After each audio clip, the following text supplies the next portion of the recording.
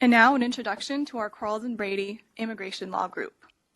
Established in the 1970s, the group is national in scope, spanning across the country from Washington, D.C. in the east to our Phoenix office in the west. There are approximately 30 full-time dedicated professionals in the group, including partners, associates, paralegals, and legal project assistants. The group practices before all immigration-related government agencies and administrative courts and supports clients at the U.S. consulates around the world. The group works closely with employers to ensure full compliance with immigration, I-9, and E-Verify rules and regulations. Increasingly, their practice is focused on immigration-related audits, investigations, and worksite visits and inspections from the Department of Homeland Security, the Department of Labor, the Department of Justice, and other agencies. The partners who make up the Immigration Law Group serve with the American Immigration Lawyers Association on national and local committees to build and strengthen ties with the various immigration agencies. Together, they bring in-depth expertise and practical knowledge about all employment-based immigration compliance matters. Your speakers today are all Quarles and Brady Immigration Law partners. Grant Suburn, the National Practice Group Chair, is live in Milwaukee. Eric Ledbetter and Maria Kallmeyer are live in Chicago. Peter Assad is live in our Washington, D.C. office. With that, I will turn it over to you, Grant. Here I am live, everybody. Just want to let you know I am live today. Thank you all for coming. We appreciate it. And those of you on the webinar, I feel bad that you can't see my very attractive colleagues, but you will be seeing the slides and listening to our voices. And I'd just like to thank everybody. We have over 300 people today who are participating either on the webinar or in our various offices. And like Kathleen said, if there are questions along the way, especially if you're on the webinar, you can type those in. We were just talking about beforehand whether this title is a little bit misleading. Staying ahead of the Trump administration does not mean we are actually running from something right now and someone is chasing us. This is actually trying to keep an idea about what might be happening next so that we can make some decisions where we work. We are very fortunate to have people on our team who we have now, from Peter, who's in our Washington, D.C. office and is very deeply involved with what's going on in D.C., and also Maria and Eric, who are in our Chicago offices. But we're going to dive right into it today because we have a lot to talk about, and we do invite your questions if you have them.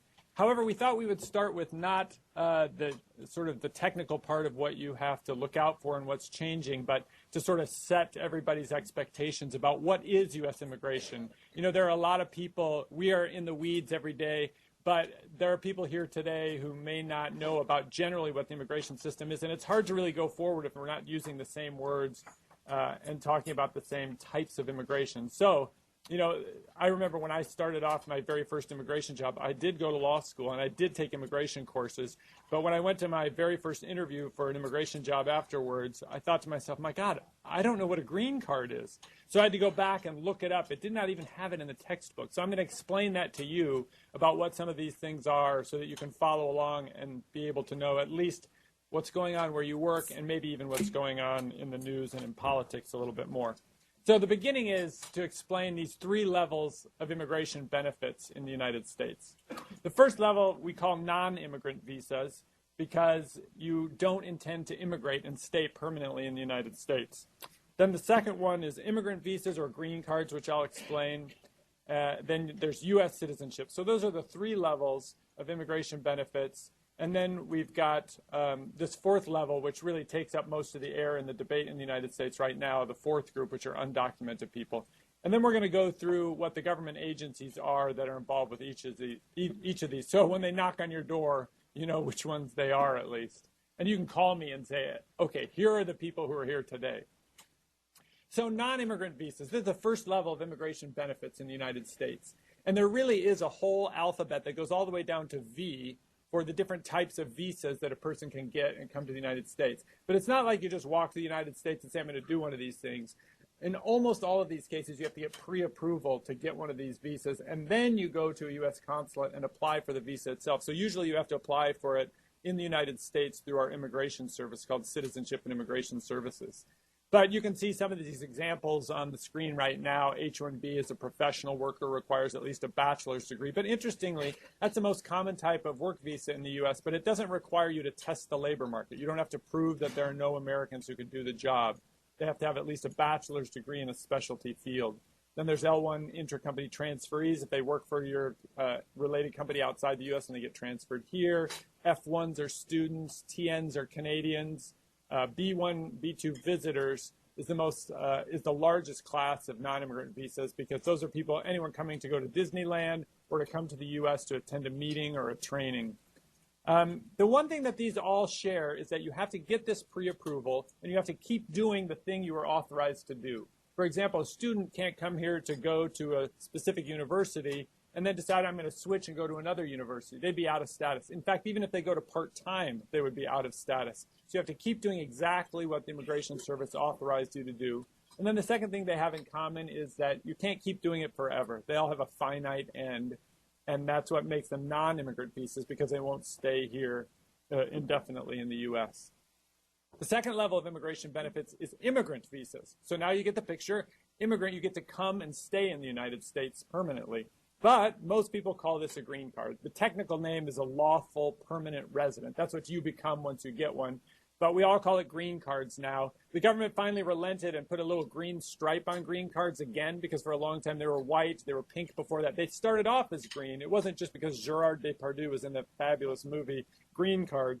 But now they put it back on. Actually, if you look at a green card these days, the biometrics and the holograms on it so that nobody could possibly get a counterfeit one. It's changed quite a bit. In fact, they just came out with a new one in the past 2 months.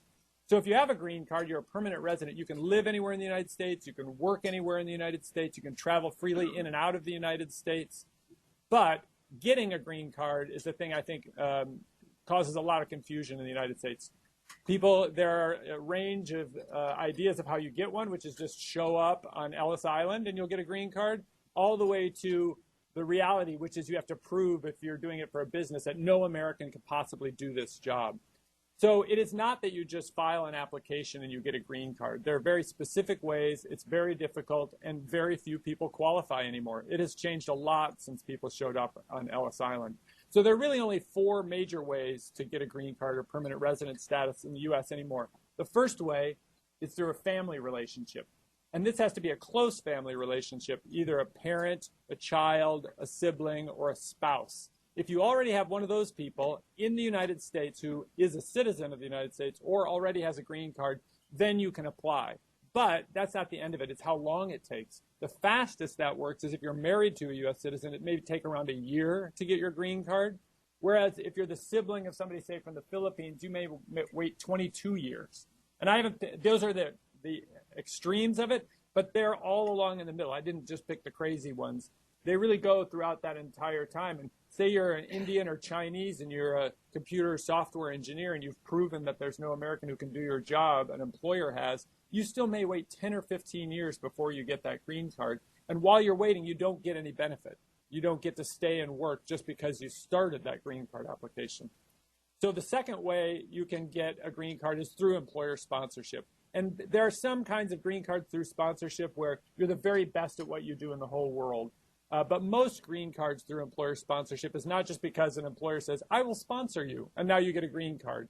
They sponsor you by actually advertising for your position for about 6 months in the newspaper, a lot of ways online, hiring headhunters and proving that you did that for a total of 6 months to show that there were no Americans, citizens or permanent residents, who applied for the job who are qualified to do it. So you can't get a green card through a sponsorship unless you can prove all that, which sounds pretty unbelievable. It's what we do day to day.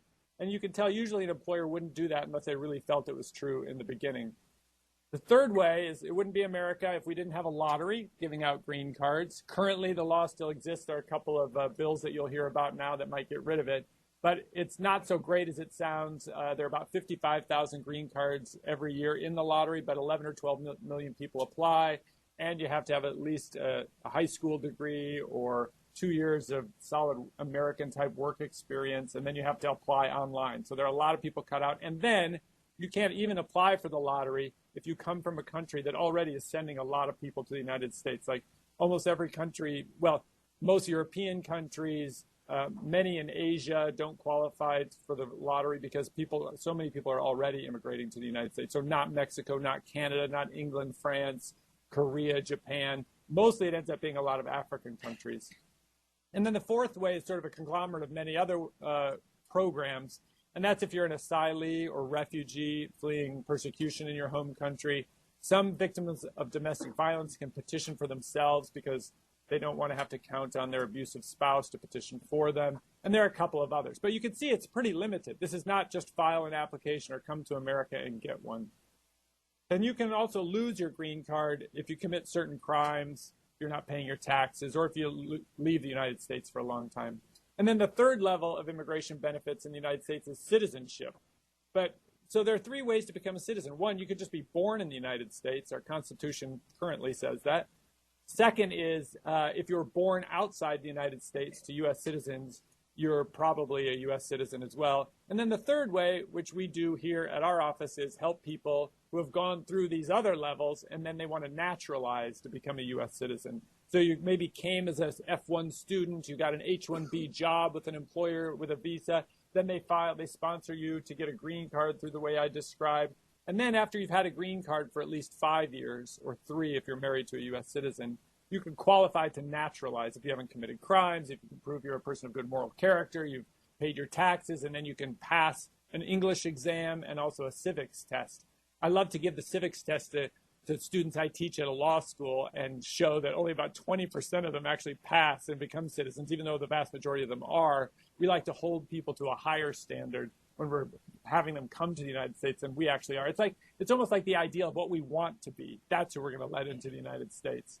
So that's the way you become a citizen. And the difference between a citizen and a green card is not too much. You pay your taxes the whole time. You can't commit crimes. It's just that you get to vote then if you're a citizen, and they can't take your citizenship away even if you commit certain crimes.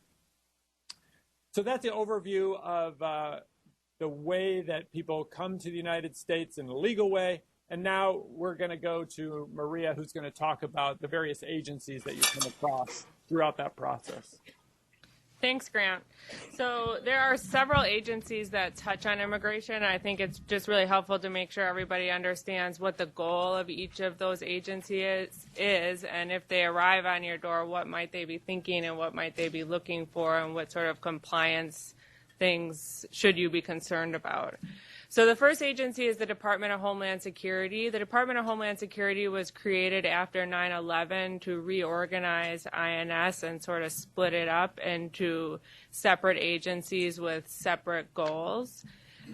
So the first one under Homeland Security that touches on immigration is Citizenship and Immigration Services.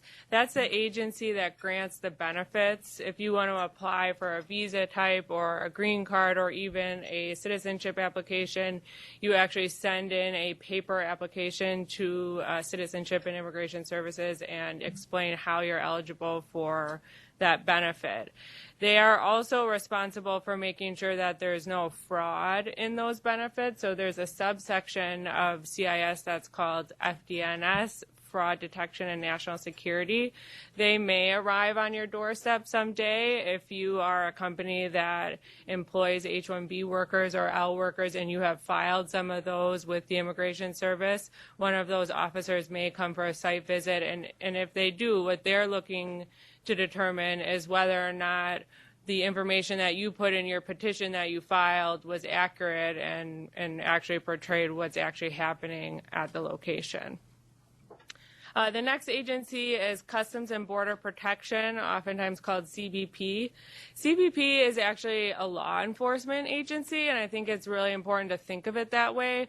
They are responsible for everything that comes into the United States and deciding whether or not people or products or things can come into the United States. So they're trained as law enforcement agencies, and they get about 6 weeks of training on immigration law, and they get to look at your visa and decide whether or not you're eligible to come in the U.S. So, and they also get to decide how long a foreign national can stay. So when you're at the border trying to arrive in the U.S., that's who you're going to talk to, and that's where you want to know kind of what they're thinking and make sure that you or your foreign national employers are very clear on what their visa type is and how to be in compliance with it so that they could explain it to CBP if they needed to.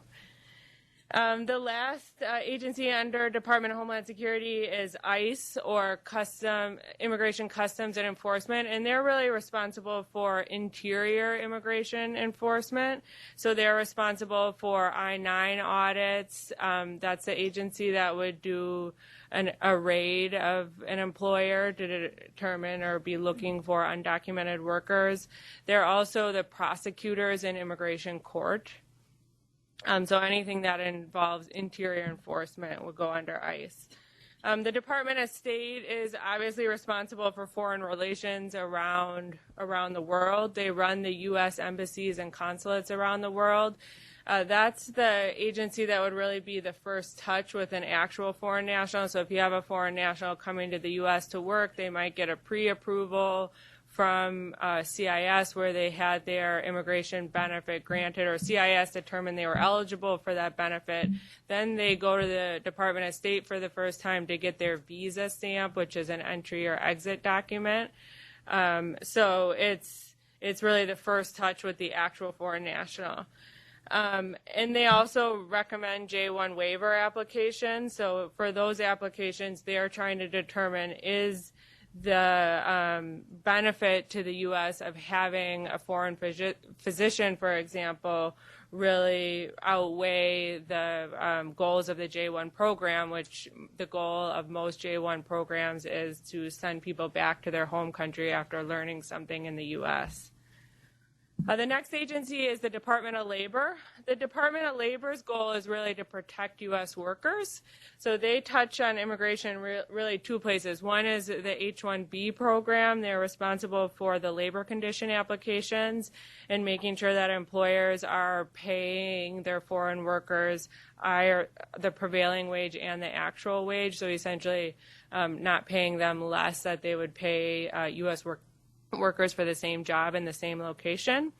And then the second way is through the PERM program, or that labor certification application, which is the first part of the green card application, the employment-based green card application that Grant was talking about. So they want to make sure in that process that you're really going through their regulatory process to prove there's no available U.S. workers for the position before you can sponsor a foreign national for the green card.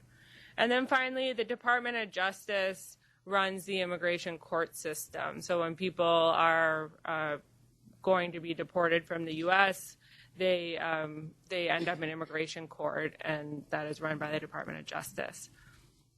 So now that everyone has a little bit of background in immigration and we're all on the same page, we'll move on to more what's happening now.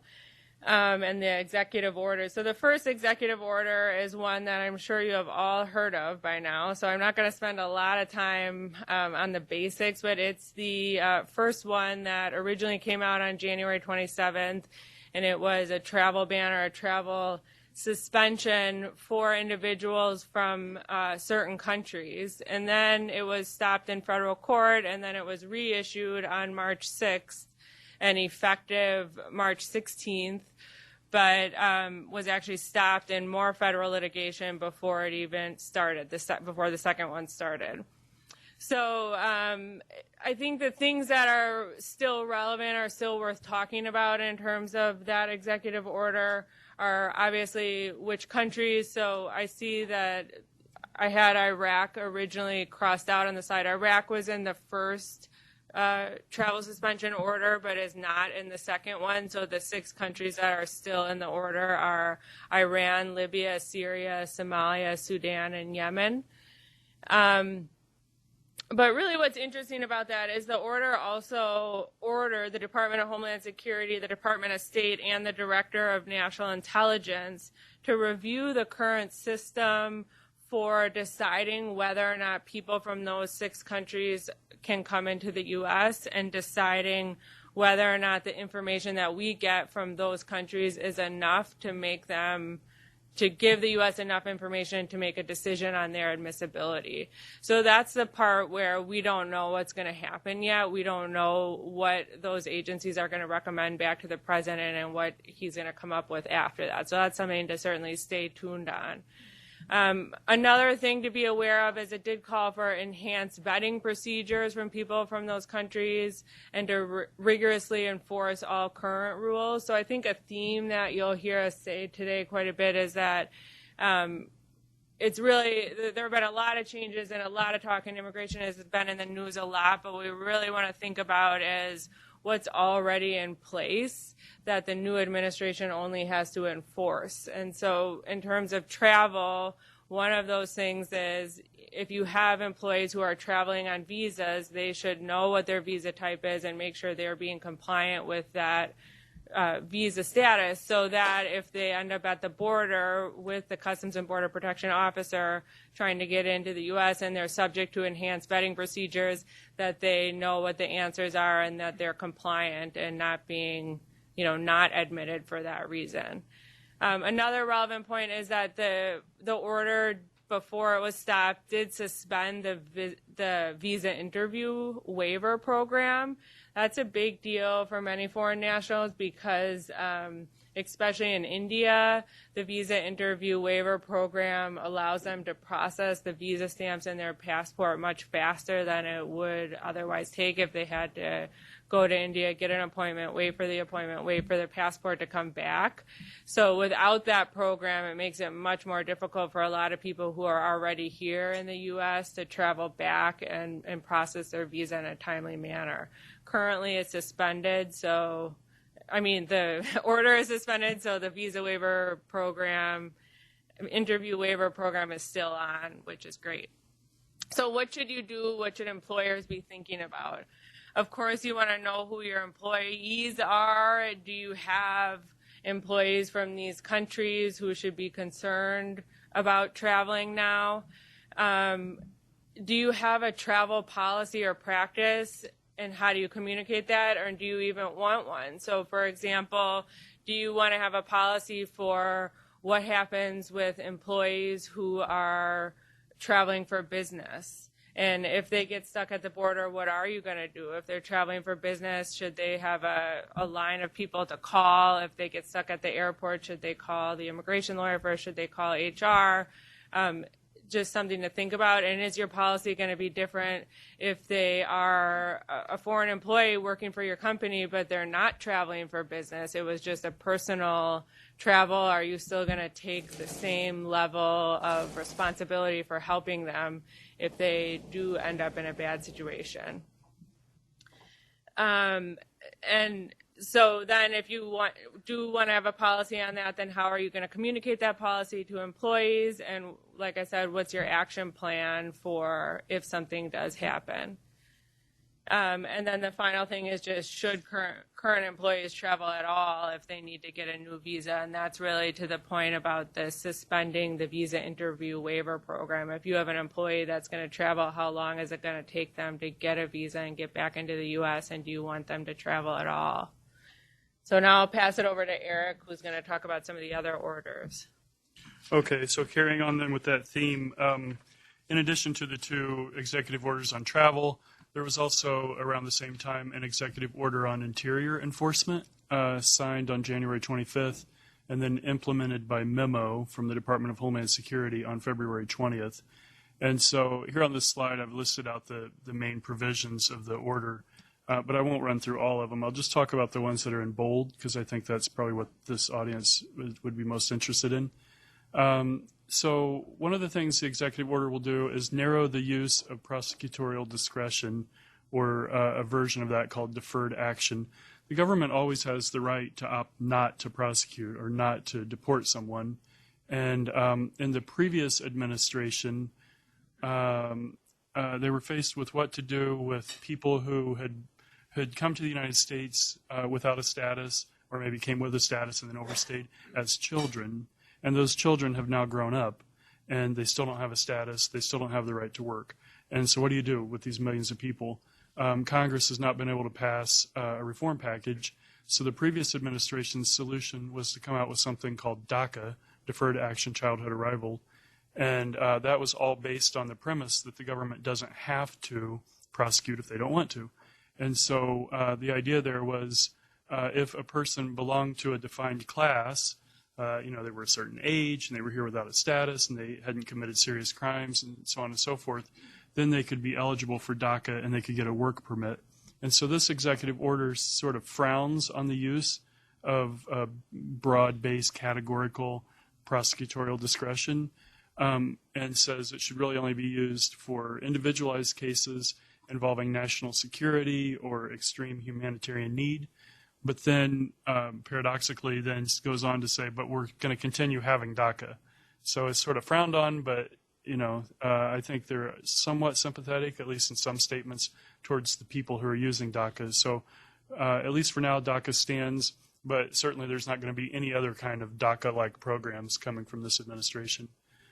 And then another biggie is traditionally USCIS, the Immigration Service, if they come into knowledge that someone is here without status, they'll send a notice to appear to that person, telling them to go to immigration court and show cause why they shouldn't be deported. But a few years ago, the previous administration sort of reprioritized deportation and said if someone is here without a status and that's it, they're on the lowest rung of priorities in terms of deportation and spending time and money on that. If somebody's here and they're a member of a gang or they've got a criminal record or they're a national security threat, that's where we want to spend our resources. And so in connection with that, the previous administration had told the Immigration Service, if you come into knowledge that somebody's here without status, you don't necessarily have to send an NTA to that person. So for instance, if a person applied for a green card, it got denied, the officer knew, okay, I just denied this, they don't have any other status, they wouldn't issue an NTA. But now, with this executive order, that's back on. So if you get a denial and you don't have another status, you're also going to get directed to go to immigration court. And then this third one has been in the news a lot. Partnership programs between ICE and local law enforcement. It's very controversial. A lot of law enforcement in big cities don't want to participate because they think it alienates police from local communities. But this executive order would go back in the direction of a lot of local and federal partnering to facilitate deportations. And then finally, the order calls for an additional 10,000 ICE officers, but I noticed when the budget finally got passed, this temporary budget in Congress, it didn't have any funding for the officers. So I wouldn't be looking for 10,000 new officers anytime soon. Okay, and then a little nearer and dearer to a lot of our hearts, there was a White House memo that got leaked a couple of months ago, and it was in the form of a draft executive order. To be clear, it never got signed. It wasn't issued. We don't know who wrote it, who leaked it, or what their purpose was in doing that. But it is valuable because it gives us some insight into the thinking of the administration when it comes to business immigration. And that's hard to come by because, in the news we hear a lot about deportation and illegal immigration and building a wall. But to get down to the nitty-gritty on business immigration, like the legal side of immigration, you just don't hear that much. So to have this memo is insightful. One of the things it would do is, if ever signed and issued, is it would order a review of all the business immigration regulations. I'm not exactly sure who would be doing the review, because I can assure you every one of the agencies that are involved with administering these regulations are deeply aware of every aspect of the regulations. But so there would be a review. The other thing that comes to my mind when I read that is a couple of years ago, there was a pretty extensive review that went on for a couple of years where the government officials went out and they did a listening tour. They did a session with labor unions, a session with big companies that use a lot of business visas, one with community organizations, and then they had a lot of just general purpose sessions. They asked questions, they took notes. I went to some of these sessions, and the officers were really on the ball and listening to what the public had to say. They took notes. They went back and wrote a revised set of regulations for high-tech, high-skilled workers. Then they put it out to the public, and they took comments from the public, and they had tens of thousands of comments, and then they issued a final regulation. That regulation came out on January 17th, 2017, so it's in effect now. And if it hadn't been for all the other things that have been in the news with immigration, we'd probably still be talking about it because it was huge. We'd waited 15 years for it, and it made a lot of changes. It modernized the system. I tend to think the person that wrote this memo probably didn't know about that, and but of course it's a new administration and they're going to have new priorities. But But I think once they realized, there was just a new set of regulations that came out that took everyone's viewpoints into consideration. And then this draft executive order would either reform or terminate DACA. I think the administration just doesn't know what they want to do yet with DACA. And then it would review the regulations with an eye to making reforms to ensure that U.S. workers are being adequately protected. There are a lot of provisions already for the protection of U.S. workers, but the idea is to do more. And I think this is likely to come down to two main areas. One is to look at the H1B visa, and two, the L1 visa. Those are the two most common work visas. In terms of the H1B, what we're hearing a lot about is taking a look at how H1Bs are allocated. Because right now there are only 85,000 visas, H1B visas per year, and 2 or 3 times that number of applicants. And so the visas are awarded on the basis of a random lottery, and there's some talk about revisiting that and maybe awarding them instead based on wage level or skills. I think Peter's going to talk next about some of the proposals out there, so I'll let him cover that. When it comes to the L1 visa, right now we have random site visits for the H1B visa, and those are conducted by Fraud Detection and National Security. They also do a tiny little sliver of L1s, and so I think what's likely to happen is just a big increase in site visits for Ls. Once they get that under the way, then probably O1s, TNs, Es, all the other work visas too. And so practically what that means, and I think that's very likely to happen.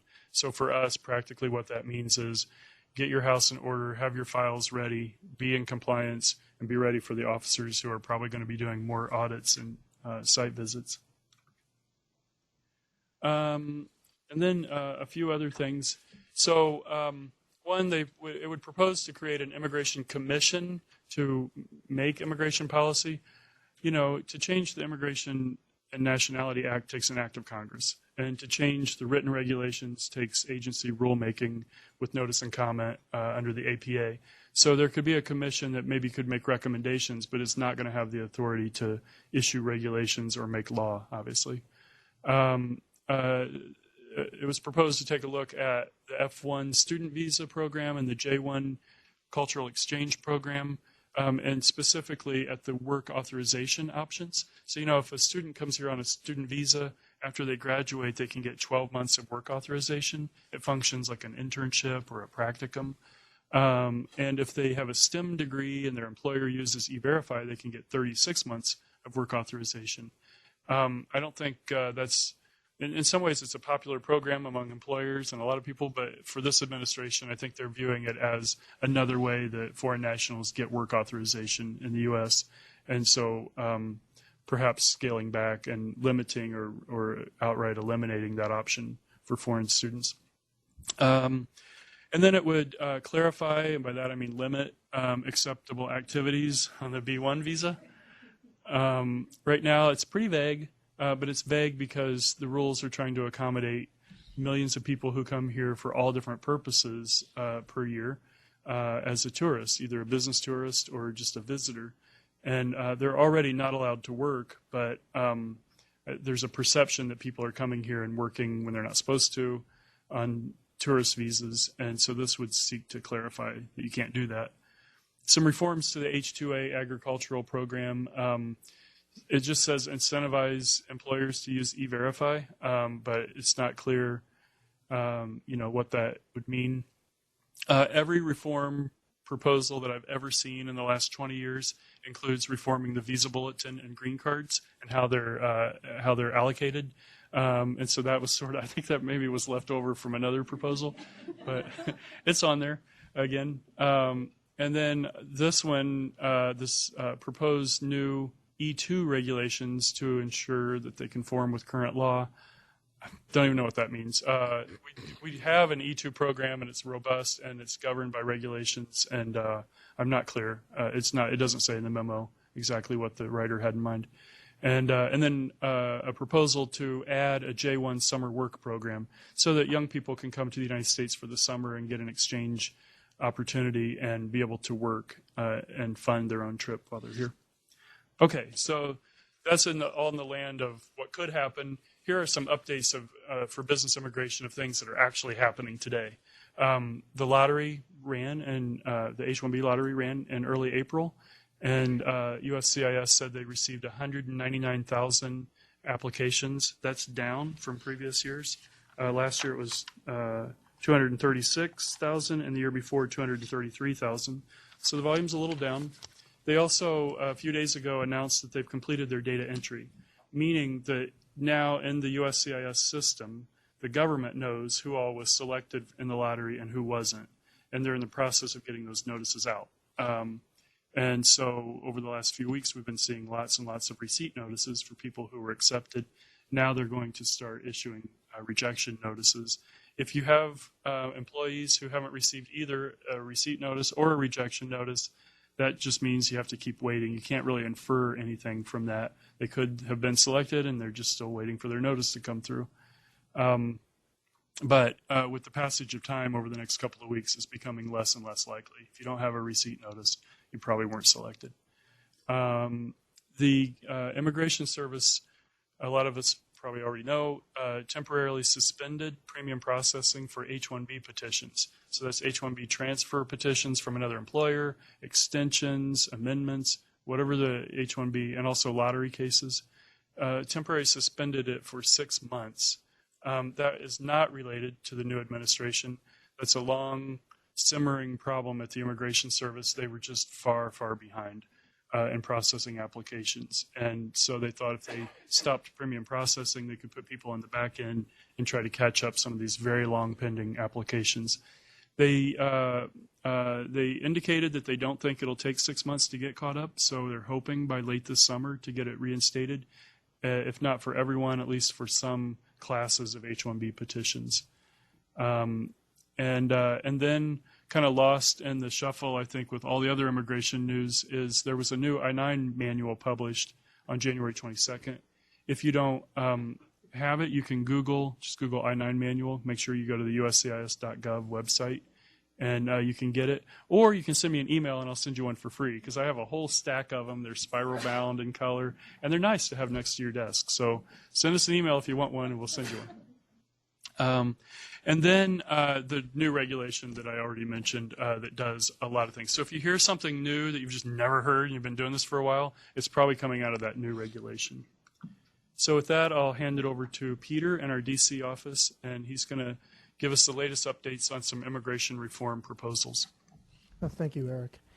Now, transitioning over to look at the executive orders and legislation, I would like to segue by mentioning that there was an announcement recently about an executive order directed at the H-1B program. And it's important to note that that program, that executive order cannot fundamentally change the H-1B program. It takes an act of Congress to fundamentally change the H-1B program.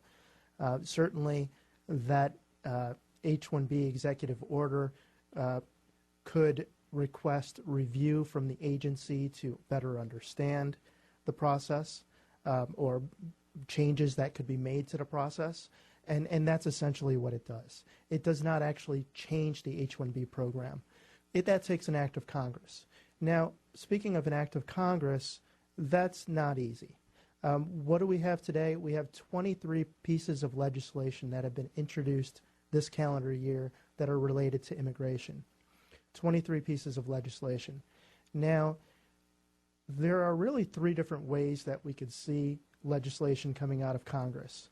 One is through comprehensive immigration reform, which would really balance out enforcement and benefits and perhaps balance out certain interests. So, for example, maybe the visa lottery, the diversity visa lottery may disappear, or the F4 for siblings to get the sibling category may also be taken out of the Immigration and Nationality Act, and it would be counterbalanced by perhaps increased benefits such as more green cards for the employment-based system. So a comprehensive bill could really work to allow for a compromise. The second way, other than a comprehensive immigration reform bill, is through these standalone bills. Sometimes it's called piecemeal legislation as opposed to comprehensive immigration reform. And piecemeal legislation is something that this Congress has been more in favor of. So we're less likely to see comprehensive immigration reform and more likely to see more border enforcement bills, or perhaps something along the lines of what we're about to look at here among the 23 pieces of legislation that were introduced. The third way that we might see legislation coming out of Congress is through a rider that could be placed into a spending bill, for example, that could make an alteration. And that could happen quickly and quietly. So there is that possibility that does happen. Now, to speak about these 23 pieces of legislation, keep in mind that none of these 23 related immigration bills that have been proposed this calendar year, none of them have gone through committee markup. They've only been introduced by members of the House of Representatives or by a senator. And they're in committee, but to get out of committee, they have to go through committee markup, and usually they die in committee. But they do give us an indication of what might happen. You are probably getting a lot of questions about legislation and proposed legislation and what does it say. Well, keep in mind, not only does it have to go through committee markup, which could change the way it looks, but it also, if it gets out of the committee and goes to the full House floor, it has to be then decided by the majority leader to actually be voted on, and then there could be amendments so it could see further change as well. So what it actually looks like in the end could look very different from how it was originally introduced. But again, it could be a good indication of what's to come. So looking at this first one through Senator Grassley, and also we saw a companion bill that came out of the House that's to address the H1B and L1 visas. Now this has some interesting elements to it that we see other pieces of legislation echoing. So to that extent where we see commonality between bills, it's really telling or in terms of where things may be going. So for example, H1B petitions, we know that there's the H1B lottery process. That may change to prioritize H1B petitions with higher salaries, or for those companies that are non-H1B dependent, meaning they don't have a large number of H1B workers. So that is a possibility. Now, we have seen others who have also talked about in their legislation introduce these elements, such as the prioritization based on higher salaries. Also, an increase to Department of Labor audits and investigations of H1B employers. Actually, that does not actually take a piece of legislation. That can be done, as we know, through enforcement activities of existing law. So we are already seeing greater worksite visits and investigations of the H1B program and the labor certification program as well. Now, there's also another element here, which is to prohibit companies that employ more than 50% of their U.S. workforce on H's or L's from obtaining any more H1Bs. This is along the lines of the idea of there's H1B dependent employers, those who use H1Bs on a high volume basis. And we see that as a possibility that those type of employers are going to see some changes potentially through legislation if such legislation comes about. And moving on,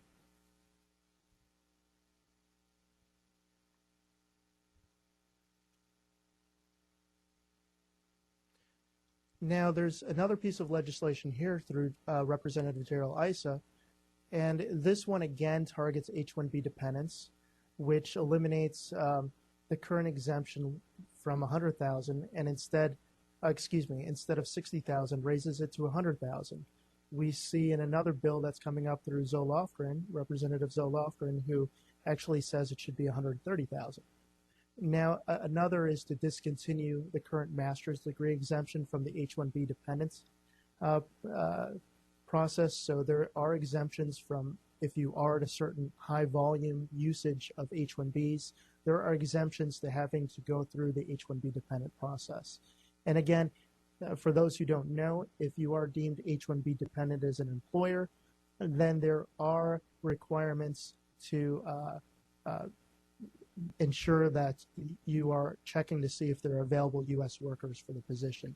So H-1B dependency does have a great impact, and by broadening the definition of H-1B dependent employers, that could impact more people than it's currently impacting. Now, looking at this legislation here, this one got a lot of attention because Representative Zoe Lofgren, who comes out of the Silicon Valley, San Jose district, you know, she is typically considered to be very pro-immigration, pro-employer. And in this regard, we're looking at some raising the wage levels, meaning to eliminate level 1 wage, but also when it comes to the H-1B dependents, to note 130,000 instead of 65,000, so doubling it, and eliminating the master's degree exemption. So even if you have an advanced degree, you can't eliminate them from the count of the number of H-1B workers you have, again, broadening the definition of H-1B dependent employers. And eliminating the per-country numerical limitation. Now, this is with respect to green cards, employment-based immigrant visas. So eliminating the per-country limitation would help certain long lines for green cards, namely from India and China. Also replacing the H-1B lottery, again, with the highest salaries first. So again, we're seeing some repeats of some ideas, and that gives us an indication of where things may be headed. Now, this last one, or nearly the last one here, we're looking at Representative Chaffetz, who again wants to eliminate the per-country numerical limitation. So again, the more we see this from various different bills, the more likely we might actually see that in legislation that gets out of committee and into actual legislation that gets passed through Congress. Now this one, with regard to the Dreamers or DACA, this is a legislation to bar the removal of those who are DACA recipients. Now, there is some controversy because although DACA has not been eliminated, there has been some enforcement that have impacted DACA beneficiaries. So this would try to ensure that that does not happen. Now, moving to the next slide with respect to physicians, I'm going to have Maria say a word or two about this. If you're in the healthcare industry, you've probably heard of the Conrad 30 program. It's the program that allows physicians to get J1 waivers to work in underserved areas. And I'm not going to spend a lot of time on this since we only have a few minutes, but it is up for reauthorization this year. It has been reauthorized as part of the continuing resolution to fund the government, but there are proposals in Congress now to improve the program, and you can see the improvements on the slide. They're actually great improvements if this actually does get passed. So in the end, we want to leave you with some recommendations in terms of what you can do now. I think that the most employer liability currently lies in the existing rules, and the Trump administration has the ability to enforce those existing rules quickly and currently. So we're going to go through these top actions employers should do to prepare now for what the rules are and where your real liability is now. And Peter's going to start with the first one. With regard to the first point, if a company has an H-1B or an E-3 employee or with respect to self-audits, the key thing to remember here when it comes to enforcement is that the wage and hour division of the Department of Labor those audits can result in serious damage to a company. It could be costly. There could be penalties of $35,000 for certain displacement violations. There could be criminal penalties, and there could also be civil penalties of $1,000 and up to $5,000 per violation, as well as potential debarment from the H-1B non-immigrant program. or at least, as well as the assessment of back wages or injunctions from having to be able to proceed with those programs.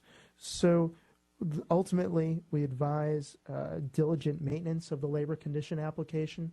So there are rules about document retention and about preparing labor condition application public access files. So those should be diligently maintained.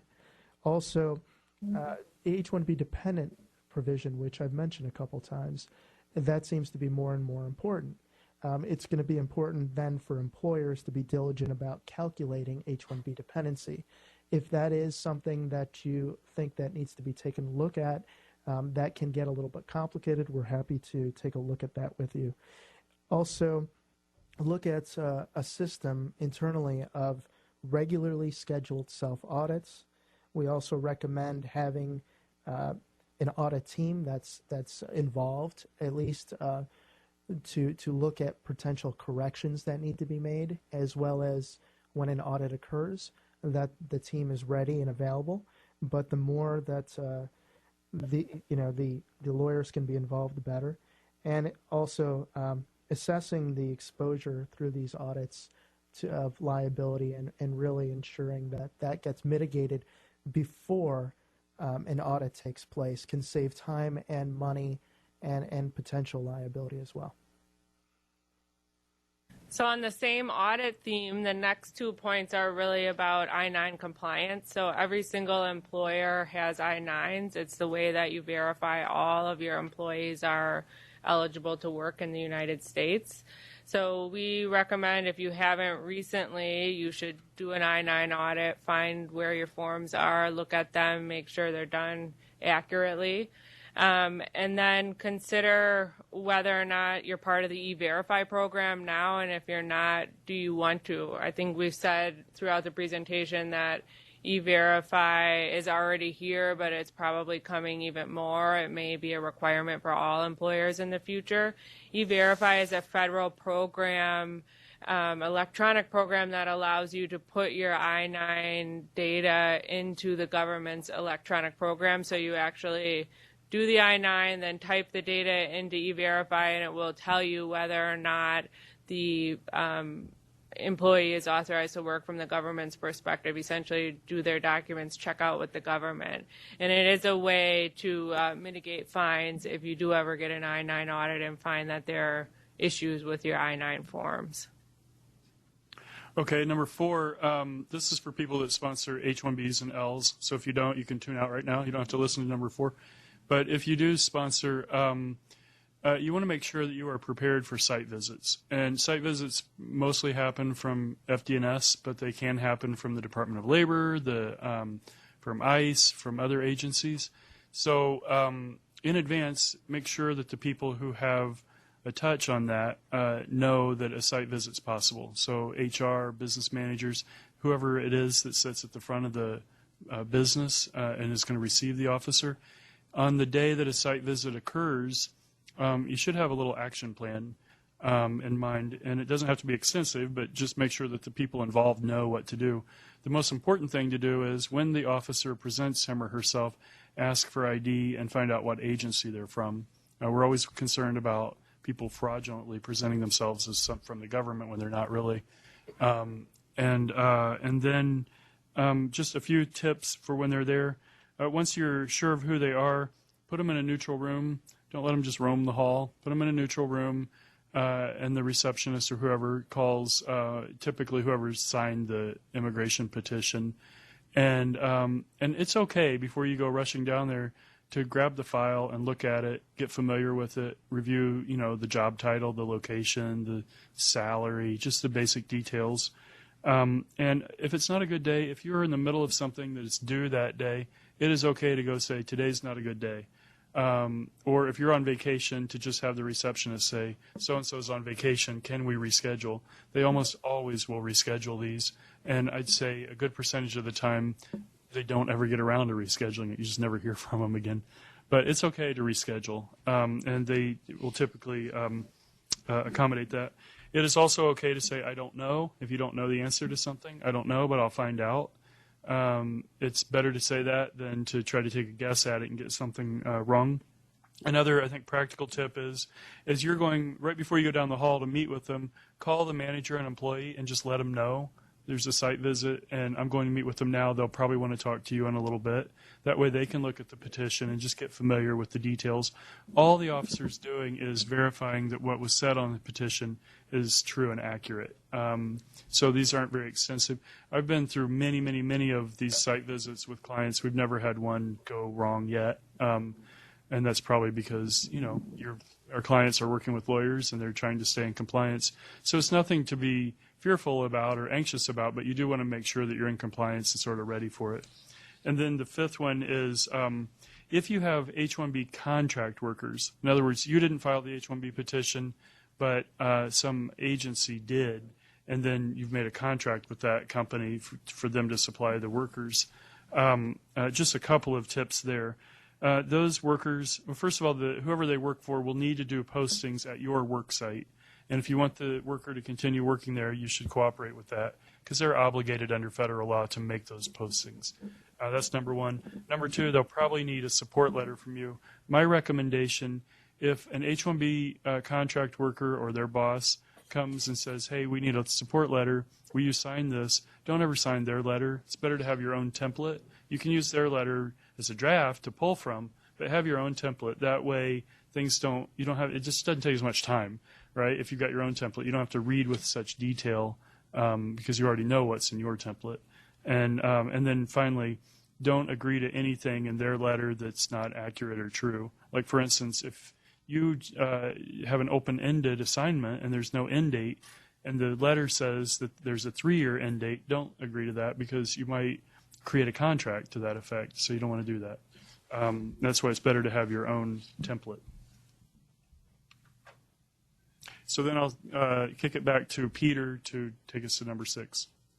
So consider implementing a travel plan or a system to ensure employees from designated countries are not stranded on a business trip. When all goes smoothly, visa issuance typically takes from these U.S. consulates 3 to 6 business days, and under certain situations, it could take longer, 6 to 8 weeks when there is administrative processing, which is really just an open-ended term for greater review for a number of different reasons. However, we cannot any longer rely on everything going smoothly, particularly for nationals of certain countries or of nationals who have traveled to certain countries. And specifically, I think we can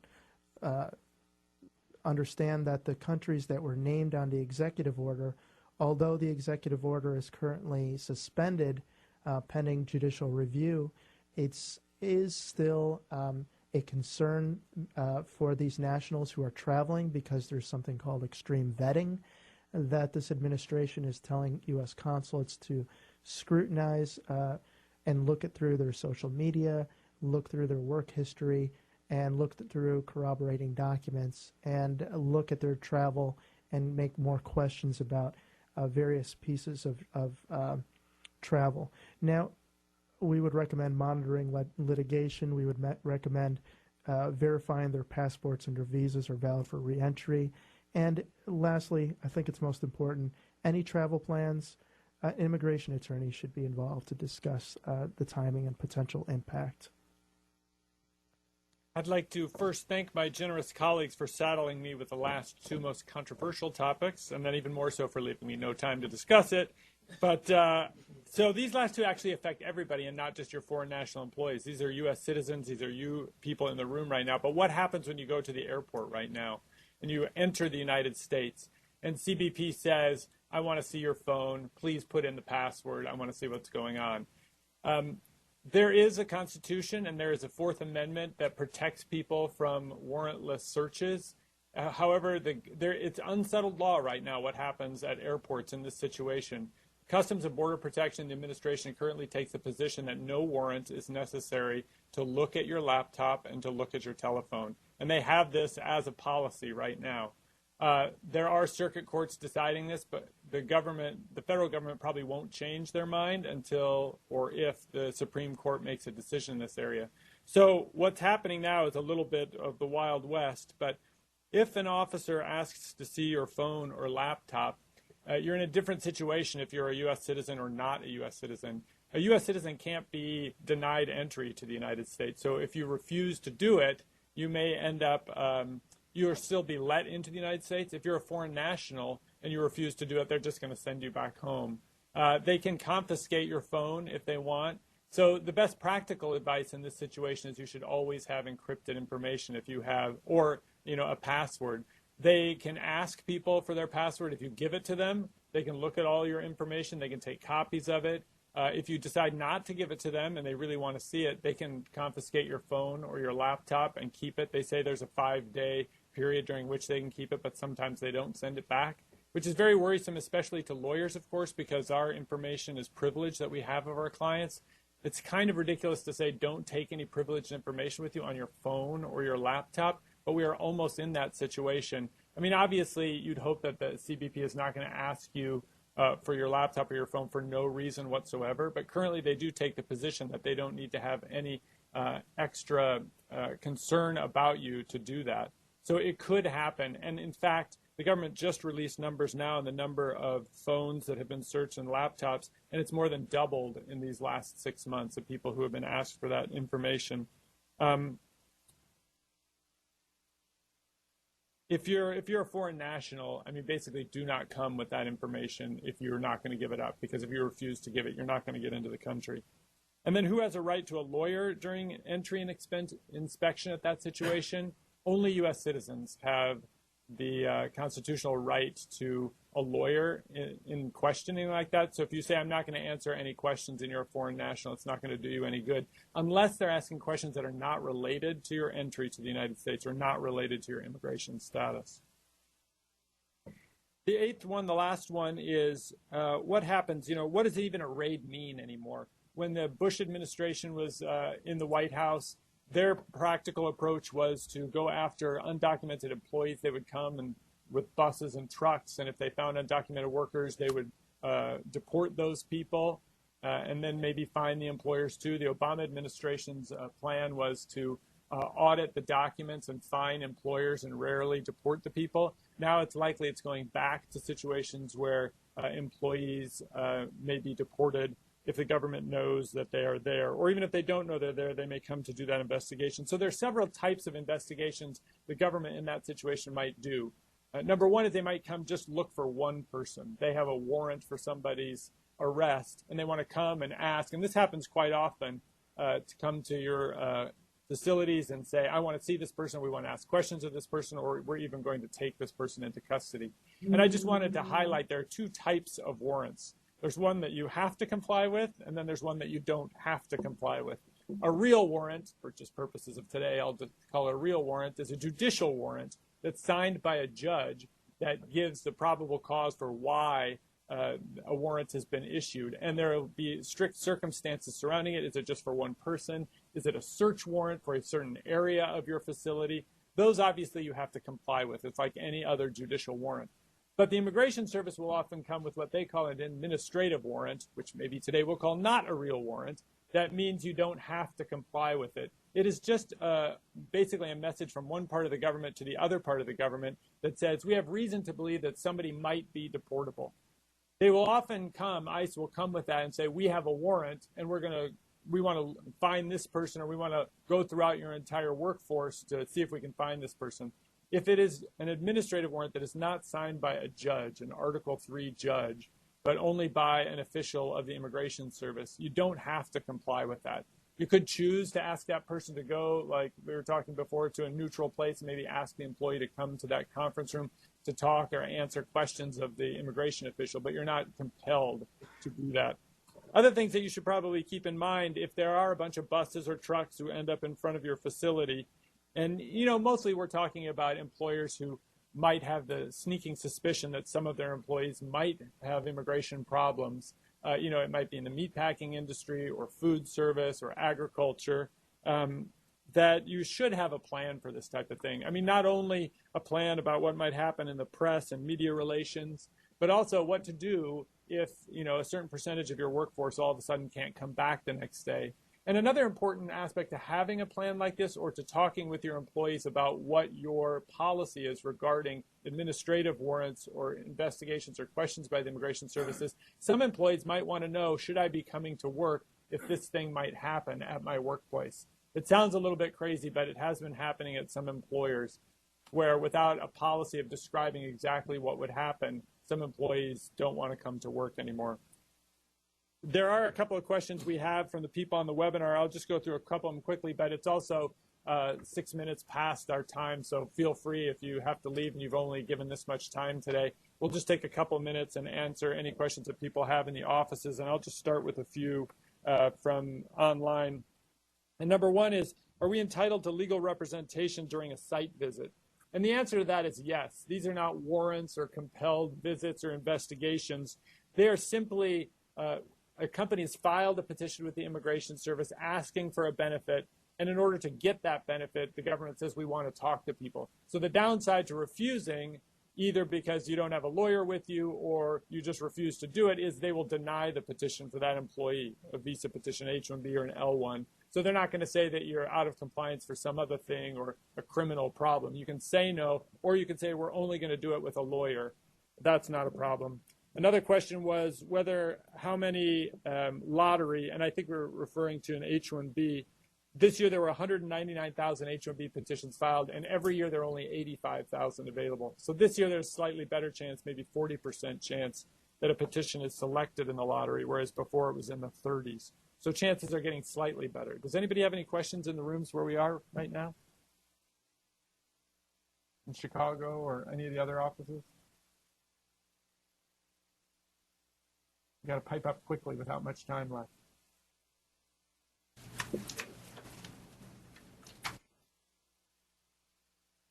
All right. Well, thank you very much for everybody coming, and we'll answer a few of these others later. Thank you.